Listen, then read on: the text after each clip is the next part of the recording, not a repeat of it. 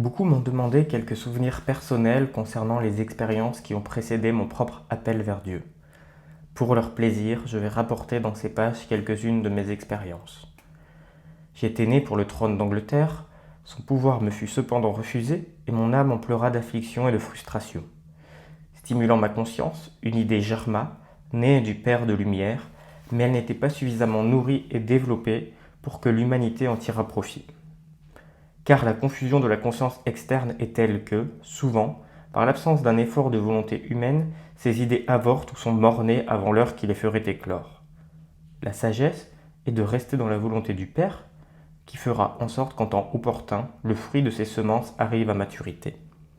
Mais elle vient par la souffrance, l'illumination et la grâce. J'appris ainsi que la fraternité mondiale ne serait que pas le produit d'une dynastie de rois humains, mais celui d'un lien spirituel altruiste, de service impersonnel et d'une vision partagée pour une époque ultérieure. En ce temps-là, Saint-Germain fut le fils de la reine Élisabeth I. Il suffit de dire qu'après la tempête vint le calme, ainsi en va-t-il pour toute âme qui s'éveille de la torpeur des âges, captant la vision du futur, et, dans son premier zèle immature, s'efforçant d'en façonner la forme avant le jour convenu.